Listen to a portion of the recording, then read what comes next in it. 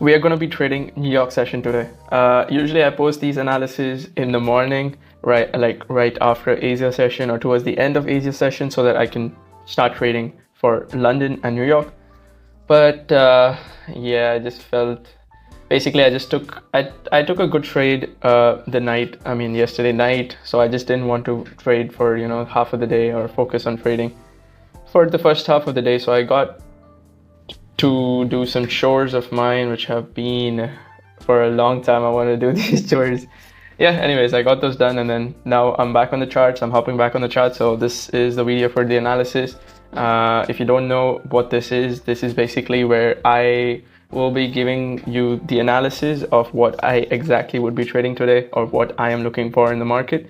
And you guys can personally add that to your trading, or even go through the charts along with me, and you guys can see exactly what I'm talking about. All right, anyways, let's hop on to the analysis.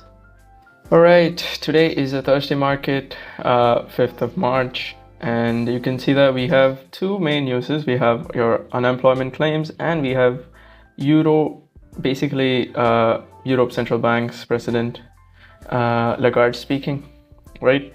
So for the unemployment claims, it's going to be kind of a mixed news. I can't really predict whether it's going to be big or not, but tomorrow is NFP, and tomorrow is going to be a huge move. The closing of Friday as well, it's going to be very good to trade tomorrow. But today I think it's just going to be a little bit slow, and I've just analyzed the markets. You guys are going to see that next. Basically I don't have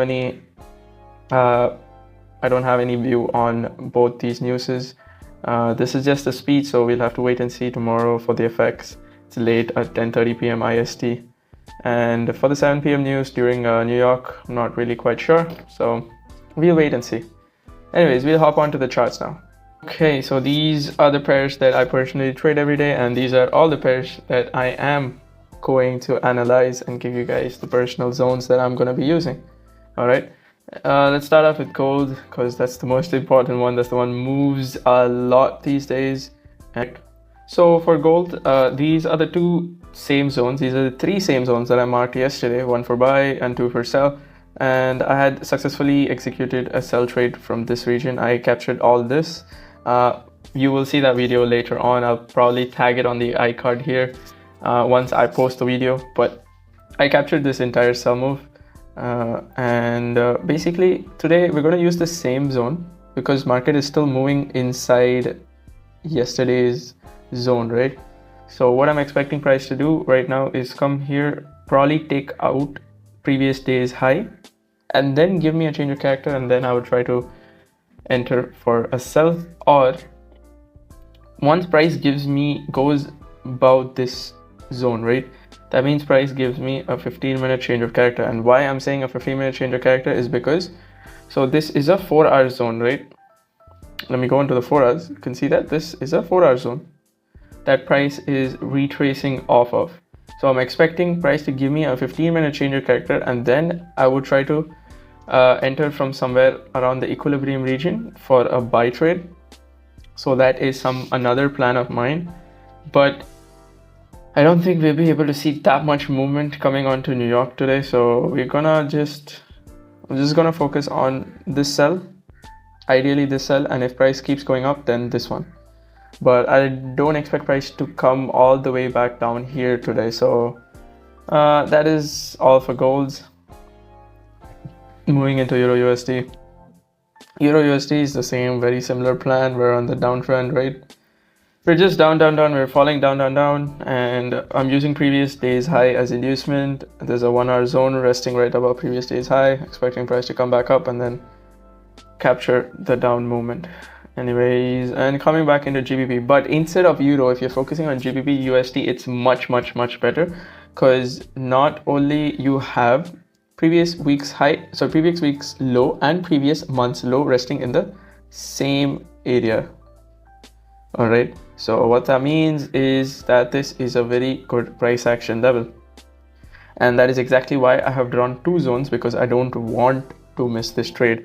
So this zone is ideally very good for today, because we have previous days Let me show you. So because we have previous day's high as inducement and it looks good, but if this one fails, then this one looks very good because we have this inducement plus price would have already taken out previous day's high.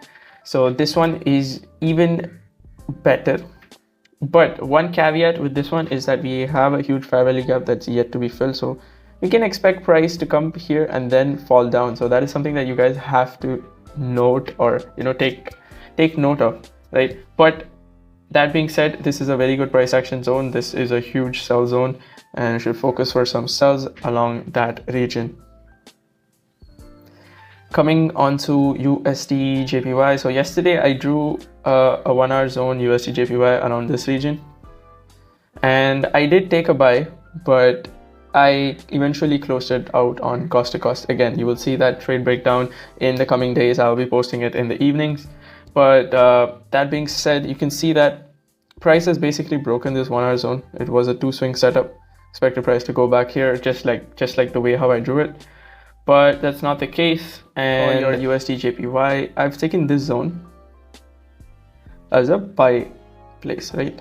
So I'm expecting price to give me a change of character, and then I come back down and then I try to go for a buy, because this liquidity is yet to be grabbed, and this liquidity is so freaking good. Like, you can already see it.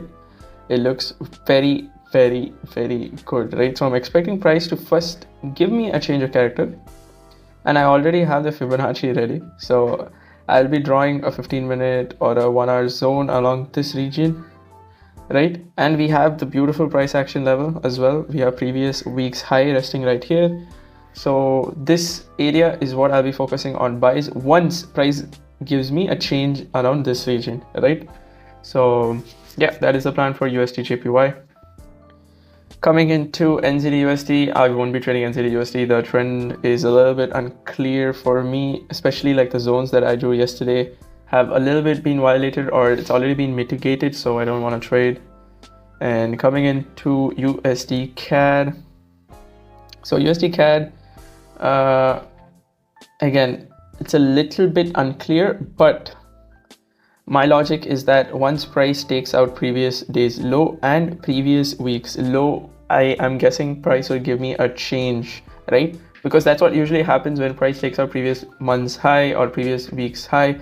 You can see the huge change down, right? So similarly, it's the same plan I'm using, except I've just taken a 15-minute zone that's resting right below these two zones, right? So I'm just expecting price to grab previous week's low, previous week's low, previous day's low, and then tap and then give me a change. So that is it. That's the very simple plan. And for USDCAD, coming into USDCHF, again, the trend's a little bit unclear and I don't want to enter on without any sort of sense or logic, so I'm skipping USDCHF for today. EURUSD, it's pretty simple, right? So if I go very deep, let's go pretty deep, and I'll show you that price has given me a change. Price has given me a change. You can see that this zone is below this zone, so price has basically given me another change, another BOS, right? So another structure shift, but this is too less to consider it. I can take it as equal low formation, so price is naturally going to be tending to go towards that region. I'm expecting price to come back up into this 1 hour zone, and we can see that this is again a beautiful price action zone because we have previous week's low and previous month's low resting right there. And then I try to go for sell, trying to capture this low, but this trade should be skipped. This trade should be skipped if price comes out and makes another BOS. In that case, this trade won't be valid. All right, so that is something to note. AUDUSD, yeah, I'll be skipping AUDUSD. Was a little bit unclear yesterday, and again, it is a little bit unclear today, so I'm gonna be skipping AUDUSD. And for silver, I am skipping silver because I'm focusing on gold. One thing that I can say is you can use silver for correlation with your gold, right? So that is something that you guys can do. That is something that is probably make you even more profitable if you guys use like correlated pairs or even like opposite side pairs that kind of gives you the SMT setups and also gives you a better confirmation, better trading. It might really build up your edge, right? Anyways, that's about it for today. You can use these zones for the New York session, and these are the same zones that I will be using during New York. And yeah, that's all you need to know for today's trading session, and I've covered everything.